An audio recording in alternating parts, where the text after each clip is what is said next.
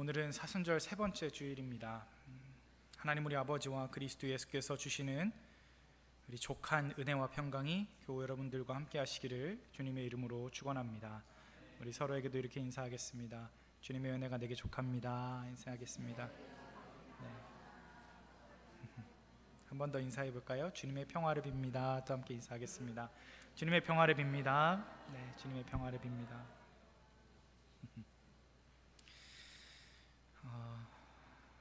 평화는 공기와 같아서 있을 때에는 그게 있는 줄도 모르다가 없어지면 비로소 그제서야 이게 얼마나 소중한지 알게 된다는 말이 있습니다. 최근 우리 사회가 참 시끄럽죠. 대통령 탄핵 선고를 앞두고 있고 또 주요 대항 세력이라고 하는 야당 대표의 2심 선고도 앞두고 있다고 합니다. 뉴스를 틀면 항상 이쪽과 저쪽이 싸우는 이야기들로 가득합니다. 어떤 사실은 분명히 존재하는데 지금의 현실은 사실보다 더 부각된 것처럼 보이기도 합니다. 자신의 확실한 신념을 크게 외치는 분들의 목소리 때문인지도 모르겠습니다. 사람이 함께 살아가는 세상에서는 타인에게 피해를 주지 않는 범위 또는 약간의 피해를 주더라도 분명한 내 권리가 있다고 한다면 그 권리 안에서만큼은 자기 주장을 펼칠 수 있는 건 온당한 일일 겁니다. 하지만 그 내 주장이나 신념이 어떠하든지 공인된 권위와 질서 그리고 절차에 의해서 결론이 나면 그 결과를 존중한다는 것은 최소 법칙, 즉 의무라고도 이야기합니다. 만약 그 결과를 존중하지 않고 불복한다고 하면 그게 한쪽에서는 반체제다, 한쪽에서는 폭동이다, 이렇게도 얘기하는 것이죠. 그래서 요즘처럼 참 소란한 세상을 살 때는 그런 생각도 해봅니다. 차라리 이렇게까지 이견은 없었으면 어땠을까? 차라리 이만한 다툼이 나지 않도록 분열이 없었으면 어땠을까 하는 것입니다. 애초에 어떤 결정을 하기 전에 의견이 그냥 하나였으면 어땠을까 하는 생각도 들지만 또 우리말에 이런 말이 있죠. 천길 물속은 알아도 한길 사람 마음은 모른다고. 여러 사람이 모였을 때 의견이 하나로 모인다는 건 거의 불가능한 일인 것 같습니다. 우리 성도님들 가정에서 외식하러 나가실 때 어떻습니까? 모두 몇 명 안 되는 가족끼리도 하나 밥 먹으러 나가려고 그러면 메뉴 정하기도 어렵고 또 이거 먹으려고 그러면 저쪽에서 이거 나 못 먹어, 저거 싫어라고 하는 경우도 있지 않습니까? 그런 면에서 저는 제가 지금 정치 이야기를 하고 싶은 게 아니라요, 우리가 지난주에 담임 목사 청빙과 관련한 공동의회에서 모두가 아시는 결과가 나온 것이 참 하나님 하신 일이 아닌가, 참 감사하다라는 생각을 합니다. 감사한 일이 무엇인가 하면 예전에도 말씀드렸지만 이런 일을 과연 사람이 할 수 있을까, 또는 내 주권으로 온전히 내가 할 수 있는 일일까 라는 생각이 들지 않는, 하나님 함께하지 아니하시면 차마 이것을 내 손에 받아들 수 없다라고 하는 것을 우리는 은혜라고 하고, 그럴 때 우리는 감사하다라고 하는 것이죠. 우리 온 교우가 적지 않은 수가 함께 투표했는데 그 투표가 양쪽으로 갈라지지 않고 한 마음이 되었다는 것은 정말로 하나님이 하신 일이 분명합니다. 우리 모두의 마음을 하나의 띠로 묶으시고 한 마음이 되어서 이 결과를 이루신 하나님께 감사합니다. 오늘은 제가 약간 제 경험을 말씀을 하나 드리려고 합니다. 10년 전의 일입니다. 2015년에 당시 제가 아직 목사가 되기 조금 전이었는데 전도사로서 사역을 했었던 한 교회의 일입니다. 이 교회는요, 분열의 아픔을 겪은 교회입니다. 원래 어떤 한 교회에 있다가 한 40년 이상의 역사를 가지고 있는 어떤 교회에서 일련의 문제를 겪으면서 교우들 사이에 편이 갈리고 결국은 당시 그 교회 시무장로님 4분이 다 나오시고 또 교우들도 한 절반 정도가 함께 나와서 이 교회가 다른 모임을 하게 되는 형태였었습니다. 상상만 해보셔도 어떤 일이 있었을까, 약간 끔찍한 일들이 있었겠구나 라는 상상을 하실 수 있을 겁니다. 교회 안에서 평생 동안 함께 동고동락했었던 창립 멤버들끼리 막 둘도 없는 원수가 되기도 하고 고성과 막말이 오가기도 했었습니다. 그렇게 결국 오랜 갈등 후에 말씀드린 대로 성도의 반 이상이 나와서 장로님들도 다 나오시고 막 이렇게 해서 함께 모이게 됐을 때 교인들은 그저 한동안 울 수밖에 없었다고 합니다. 왜 우리들에게 이런 일이 벌어졌는가? 왜 집 놔두고 이렇게 바깥에 나와서 모여야 했는가? 정말 많이 울었다고 합니다. 떠나간 이들 얼굴이 생각나고 떠나온 곳이 생각나서 울었다고 합니다. 이 교회가 이제 모임을 시작하고 한 6개월쯤 됐을 때 제가 이제 저도 전도사로 갔었던 교회인데요. 다행스럽게도 이후에 이 모임은 교회 이름이 정해지고 또다시 하나의 교회로 세워지게 됩니다. 당시에 강사로 모신 이 설교를 위해서 설교 때만 주일날만 오시는 설교 목사님을 모시게 됐는데 첫날부터 모셨던 이 목사님이 누구셨냐 하면 우리 교단의 신학교죠. 한신대학교의 신학과 교수로 30년을 봉직하시다가 막 은퇴하신 지 2달밖에 안 된 그런 목사님을 설교 목사님으로 모시게 되었습니다. 이 목사님이 매주 예배를 통해서 이 성도들을 위로하고 회복시키시는데 그렇게 만 3년이나 지났습니다. 만 3년이 지난 동안 이 교회는 아픔이 많이 치유되었고 다들 교회만 오면 성도들은 여전히 울기도 했지만 그래도 모이면 이제는 실컷 웃기도 하고 또 떠들기도 하고 찬양도 하고 기도도 하고 말씀 앞에 한 목소리로 아멘이 터져 나오는 교회로 거듭나 있었습니다. 모든 교우들이 지금은 너무 좋다, 여기가 좋다 라고 이야기할 때 이 교회에 커다란 두려움이 엄습하게 됩니다. 어떤 일이 있었을까요? 제가 3년이 지났다 그랬잖아요. 그 3년 동안 여전히 담임 목사를 모시지 않은 상태였었습니다. 그래서 결국은 이 설교 목사로 오시던 목사님께서 말씀하십니다. 장로님들, 성도님들, 저 올해 말까지만 설교할 거니까 그 전까지 담임 목사 청빙하시기 바랍니다. 딱 선포를 해버리셨어요.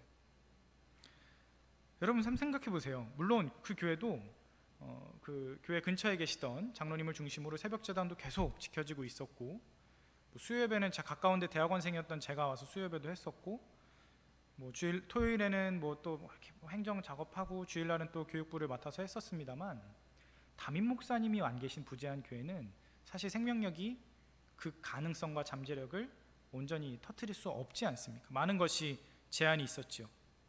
그런 상황에서 이 목사님이 결국은 주저주저하는 성도들에게 자꾸만 상처를 이야기하면서 아픔 속에 갇혀있는 성도들에게 아예 기한을 주면서 한 6월쯤이었던 걸로 기억합니다.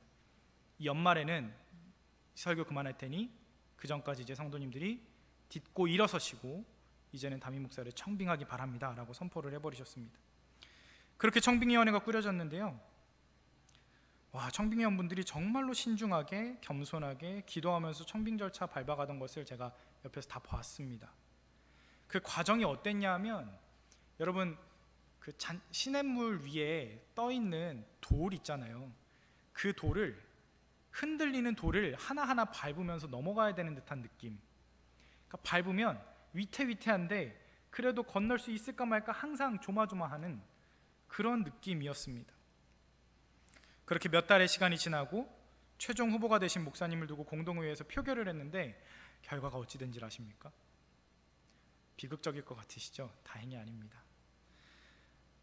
우리와 참 숫자도 비슷한 규모의 교회인데요, 반대 딱 한 표 나왔습니다.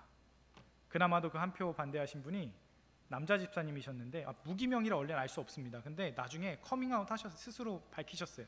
사실 제가 반대했습니다. 그러면서 하신 이야기가 저도 목사님한테 찬성표를 드리고 싶었는데 분위기를 보아하니 찬성하시는 분들이 많은 것 같아서 경각심 좀 가지시라고 제가 반대로 던졌습니다 라고 이야기도 하셨습니다. 사실상 온 교우가 반대 없이 한마음으로 만장일치로 목사님 모시게 된 것이죠. 오해하실까 봐 말씀드립니다. 지금 우리 교회 얘기하는 거 아닙니다. 10년 전에 제가 몸담았던 교회 말씀드리는 겁니다. 정말 많은 점에서 우리 교회가 묘하게 닮아 있습니다만 제가 이 말씀을 굳이 드리는 이유는 이 교회가 지금 10년이 지났잖아요. 성도들이 한마음 되어서 모신 목사님과 함께 정말 신나게 그 교회 사역이 이루어졌더니 지금은요 10년 전보다 양적으로도 질적으로도 양적으로 성장하고 질적으로 성숙한 교회가 되어 있기 때문에 여러분에게 자신 있게 말씀드리는 겁니다. 10년이 지나는 동안 이후로는 다툼이나 분열이 있던 것도 없어졌고요, 그때보다 훨씬 더 단단하고 굳건한 신앙 공동체로 지금도 잘 세워져 가고 있습니다. 바라고 원하는 것은 이제 우리 구름산 교회도 하나님께서 허락하신 목회자와 더불어서 새로운 도약의 여정을 출발해야 되지 않겠습니까? 물론 앞으로도 어려움이 없진 않을 겁니다. 하지만 그 모든 어려움은요, 하나님께서 여러분을 더욱 보배롭고 존귀하게 하시는 오늘 말씀 가운데 신령한 음료와 신령한 음식이 되셔서 여러분의 다만 믿음 위에 더욱 굳건히 서게 하시고 성도들이 하나 되어 교회를 세워나가게 하시기를 주님의 이름으로 축원합니다. 이러면 설교가 그쳐야 될 것 같지만 아직 본문은 들어가지 않았습니다. 오늘 말씀의 제목은 약속의 땅으로 들어가기 전에라고 잡았습니다. 일전에도 말씀드렸습니다만 저는 설교의 본문을 세계교회가 공통으로 쓰는 교회력과 그에 따라서 함께 배정되는 성서 일과라는 본문 가운데 말씀의 주제를 잡습니다. 말씀의 본문도 거기서 잡습니다. 그런데 오늘 구약과 신약의 본문 모두 지금 이러한 우리 교회의 상황에 딱 필요한 말씀이 어쩜 주어졌는지 모르겠습니다. 한번 살펴보고자 합니다. 먼저 여러분 이사야 55장 본문은요, 간단히 설명을 드려야 되는데 바빌론 포로기 후기라고 하는 시기를 배경으로 하고 있습니다. 당시 이스라엘은요, 바빌론이라는 나라에 의해서 철저하게 파괴되고 수십만 명의 사람들이, 국민들이, 백성들이 포로로 끌려가서 생활하고 있는 상태였습니다. 끌려간 곳에서 유대인들은요, 에스겔과 같은 선지자들의 선포와 예언에 나름 위로를 얻고는 있었습니다만 정작 그들이 정말로 기대했던 예언은 무엇이었냐면 회복, 그리고 고향 땅으로 다시 돌아가게 하는 귀환의 선포가 있으면 좋겠다라고 간절히 바랐죠. 그런데 아쉽게도 에스겔서에서는 그런 고향으로의 귀환은 선포된 바 없습니다. 그런데 그렇게 고통 중에 그저 포로기를 꿋꿋이 버티고 있을 때 오늘 우리가 읽은 이사야 본문 가운데 40장부터를 신학적 용어로 제2 이사야라고 합니다. 이 제2 이사야부터는 하나님께서 이사야 선지자를 통하여서 바빌론 포로 기회를 보내고 있는 유대인들에게 해방을 선언하시고 회복을 선언하시고 귀환을 약속하시는 말씀들로 이루어져 있습니다. 오늘 우리가 읽은 본문도 그 중에 일부인데요, 하나님께서는 이 선지자 이사야를 통하여서 이스라엘과 유다의 회복을 예언하시고 그들의 고향으로 돌아가게 하실 것을 약속하시는데 이렇게 말씀하십니다. 약간 질서와 순서 있게 말씀하십니다. 우리 본문 말씀 잘 뜯어서 한 번 더 읽어봤으면 좋겠습니다. 1절부터 3절까지 다시 읽을 건데요, 하나님이 선지자를 통하여서 말씀하시는 그 목소리에 뭔가 이렇게 반복되는 말이 있습니다. 1절부터 함께 같이 읽겠습니다. 오호라, 시작. 오호라, 너희 모든 목마른 자들아 물로 나아오라. 돈 없는 자도 오라. 너희는 와서 사 먹되 돈 없이 값 없이 와서 포도주와 젖을 사라. 너희가 어찌하여 양식이 아닌 것을 위하여 은을 달아주며 배부르게 하지 못할 것을 위하여 수고하느냐. 내게 듣고 들을지어다. 그리하면 너희가 좋은 것을 먹을 것이며 너희 자신들이 기름진 것으로 즐거움을 얻으리라. 너희는 귀를 기울이고 내게로 나와 들으라. 그리하면 너희 영혼이 여기까지 읽겠습니다. 하나님이요, 1절부터 3절까지 이 선지자를 통해서 하시는 말씀이 목마르고 줄인 백성들에게 오라라고 반복해서 말씀하세요. 혹시 느끼셨습니까? 1절에서만 오라는 말이 4번이 있습니다. 오라, 와서, 오라, 그냥 값 없어도 와라, 돈 없어도 와라, 4번 말씀하십니다. 3절에서도 한 번 더 말씀하십니다. 와서 들어라 라고 하실 때 결국 5번이나 하나님은 그 백성들에게 와라, 나중에 이 후반부에서도요, 돌아오라 돌아오라 또 말씀하십니다. 그렇게 오라라고 말씀하시고 또한 동시에 하시는 말씀은 무엇이냐면 2절에서 2번, 3절에서 1번, 총 3번 동안 들어라 라는 말씀도 하십니다. 짧게 줄이면 1, 2, 3절은요 백성들아 와라 그리고 들어라 하시는 이 서막입니다. 그러면 이제 무슨 말씀을 듣게 하시고자 하는가?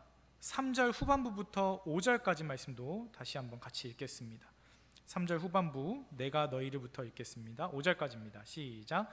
내가 너희를 위하여 영원한 언약을 맺으리니 곧 다윗에게 허락한 확실한 은혜이니라. 보라, 내가 그를 만민에게 증인으로 세웠고 만민의 인도자로 명령자로 삼았나니 보라, 네가 알지 못하는 나라를 내가 부를 것이며 너를 알지 못하는 나라가 내게로 달려올 것은 여호와 네 하나님 곧 이스라엘의 거룩하신 이로 말미암음이니라. 이는 그가 너를 영화롭게 하였느니라. 아멘. 목마른 이들 돈 없이 값 없이 와서 다 오라고 하시고 먹고 마시게 하시며 이제 들으라 하시는데 그들에게 뭘 듣게 하셨냐면, 어떤 말씀을 하고 싶으셨냐면 영원한 언약을 맺겠다, 확실한 은혜를 주시겠다. 또한 하나님은 그를 증인으로 세우시고 인도자와 명령자로 삼으셨다 말씀하십니다.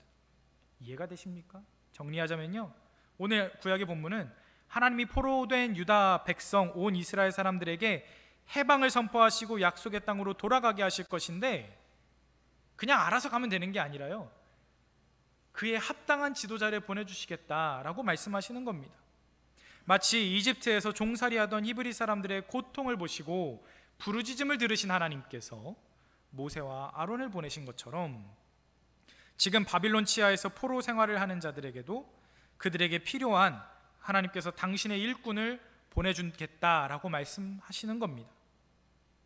실제로 이 말씀이 선포되고 오래지 않아 바빌론은 무너지게 됩니다. 그리고 새로 근동세계를 장악한 페르시아라고 하는 나라의 고레스 왕은 이 유대인들의 간절한 바람과 기도에 따라 이제 포로들의 귀환을 명령합니다. 고향으로 돌아가라고 하고, 뿐만 아니라 예루살렘으로 돌아갔을 때 무너진 성벽을 수축하고 무너진 성전을 재건하게 합니다. 이 성전을 재건하는 이야기가 에스라의 쓰임을 받았고, 또한 성벽을 수축할 때는 느헤미야라고 하는 총독이 쓰임을 받았습니다.